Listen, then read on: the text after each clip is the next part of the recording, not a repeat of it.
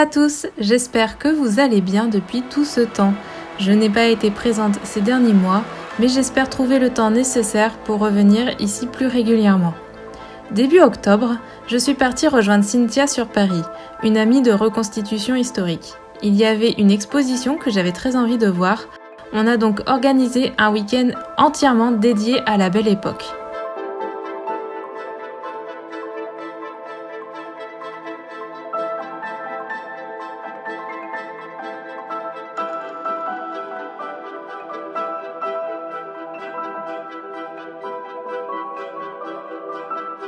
Arrivée le matin sur Paris, Cynthia m'a guidée tout au long du week-end et pour notre premier arrêt, nous sommes allés voir l'immeuble La Virotte dans le 7e arrondissement de Paris.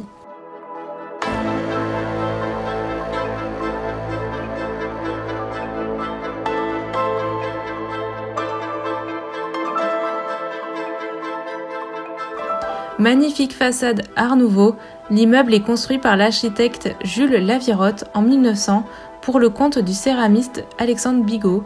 Le décor de la façade en céramique offre à Bigot une surface d'exposition pour ses produits.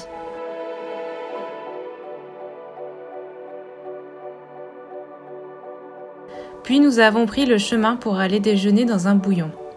Le restaurant est situé dans le 10e arrondissement de Paris et il est classé monument historique. Le bouillon est une forme de restauration simple, héritier des cantines d'ouvriers du 19e.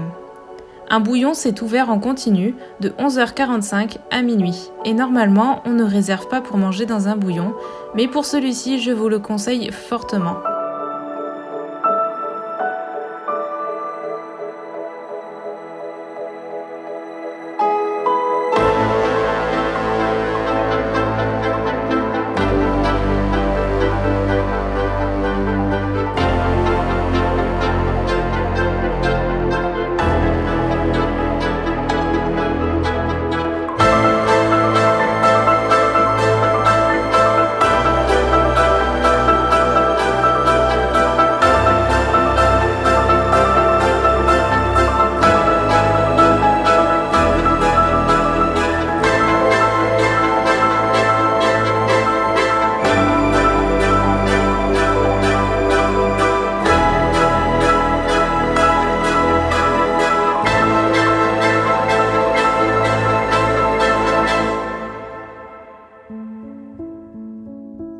L'immeuble est édifié en 1901 et 1902 et le restaurant est alors décoré dans le style Art Nouveau, très en vogue ces années-là.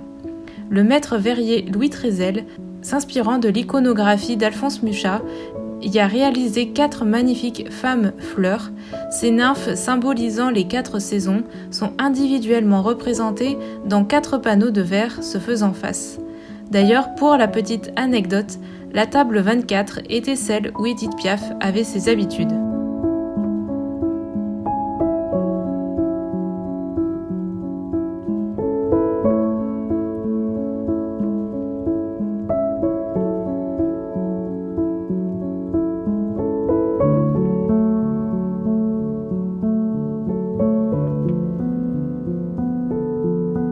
Une fois bien rassasiés et avec déjà des étoiles dans les yeux, nous avons repris la route direction le musée des arts décoratifs pour l'exposition temporaire sur la naissance des grands magasins.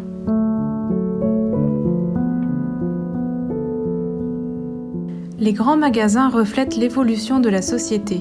Leur âge d'or se situe entre 1850 et 1930, parallèlement à l'essor des transports et de l'industrie.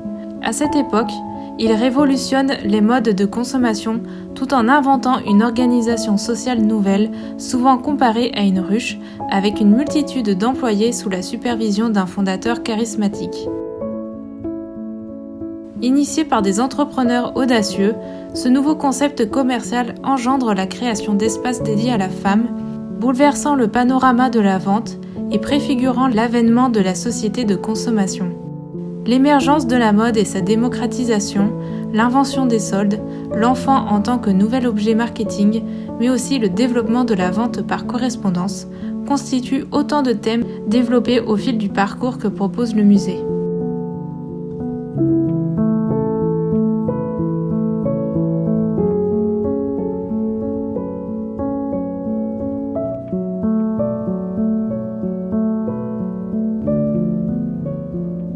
Il y avait de nombreuses affiches, toutes très belles, des photographies d'époque, des vidéos et quelques vêtements. J'ai été un peu déçue, je dois bien avouer. Le parcours proposait 1h30, nous l'avons fait en moins d'1 heure, car effectivement, nous connaissions en grande partie les affiches et les documents proposés.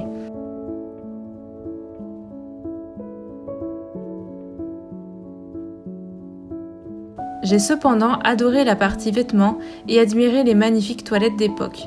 Il manquait selon moi une pièce dans l'exposition afin que ce soit vraiment complet à mon sens.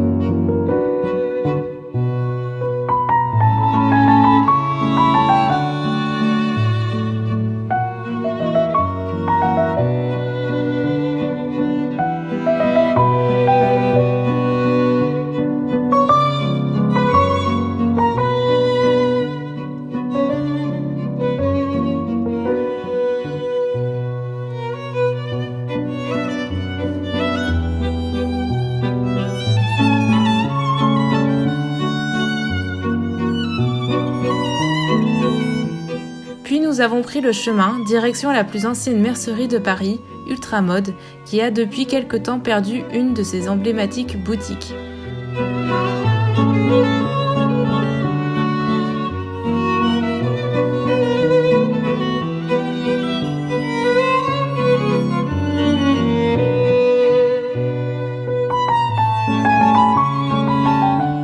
Nichée dans le 2e arrondissement, Ultramode enchante les passionnés de couture et de décoration depuis 1830 avec ses rubans galons et trésors rares. Plus qu'une simple boutique, c'est un véritable musée de la mercerie.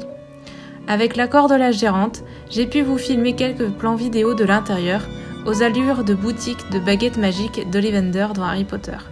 J'y ai acheté un galon car on ne va pas se mentir, c'est magnifique, mais les prix restent tout de même assez élevés.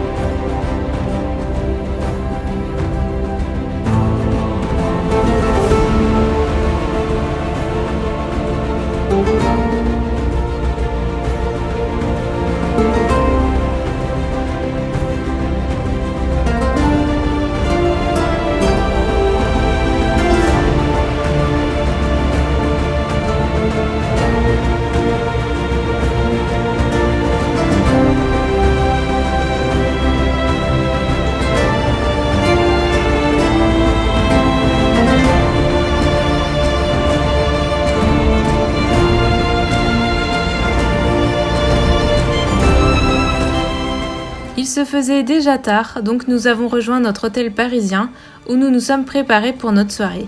Cynthia m'a coiffée et m'a d'ailleurs prêté sa superbe veste. J'étais habillée en 1900 tandis qu'elle était en 1920. Nous sommes allés souper au Train Bleu, un restaurant gastronomique de style néo-baroque et belle époque des années 1900, situé au premier étage du hall de la gare Paris-Gare de Lyon, dans le 12e arrondissement. Sauvé de la démolition en 1966, il est alors classé en partie au titre des monuments historiques.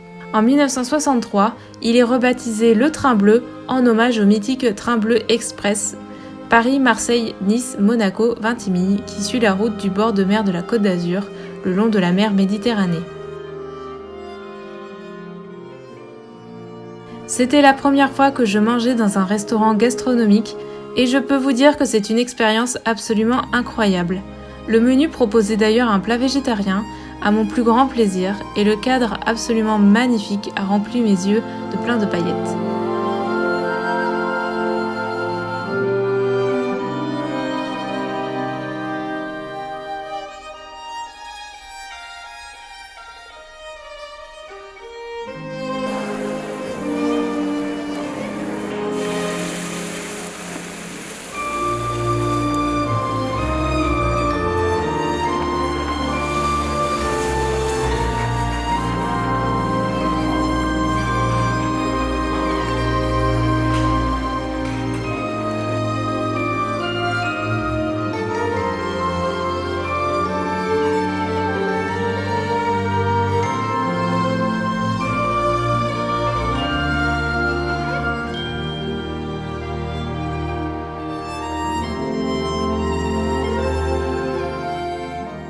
Après notre repas, nous avons fait un petit tour du propriétaire en découvrant chaque salle, toutes plus belles les unes que les autres.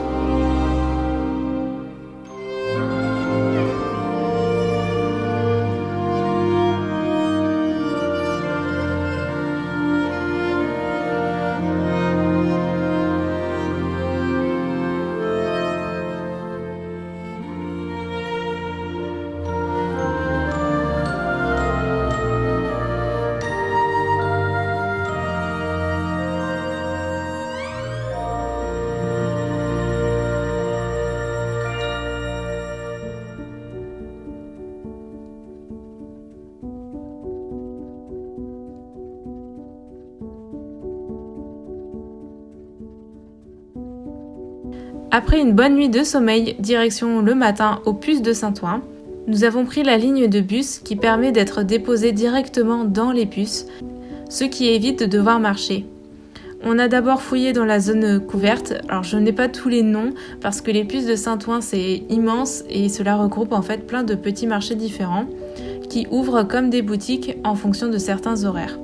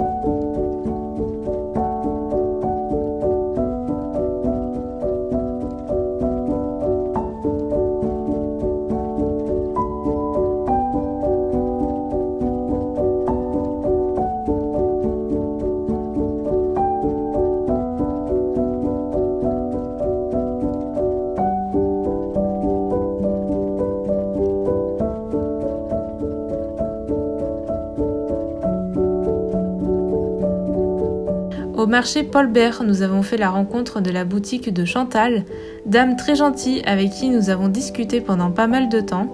Elle nous a montré des robes, des boîtes de plumes, enfin plein de petites merveilles. Comme on fait déjà de la reconstitution, sa boutique était pour nous comme une caverne d'Ali Baba.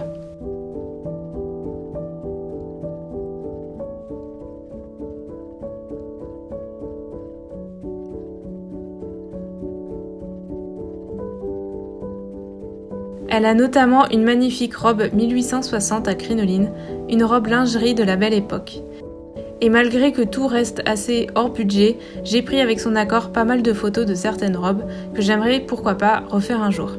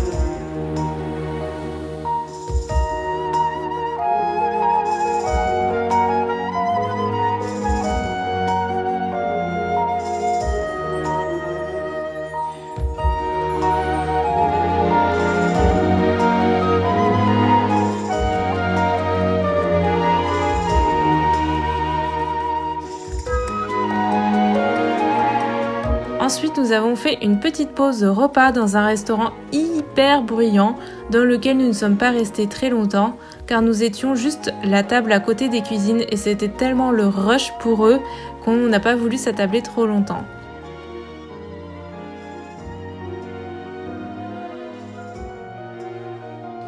Puis nous sommes repartis en quête de trésors et il y avait une belle boutique de perles dans la galerie du début qui était fermée le matin. Et forcément, nous avons fait un tour chez Falbala, la merveilleuse boutique qui m'a donné envie de tout acheter.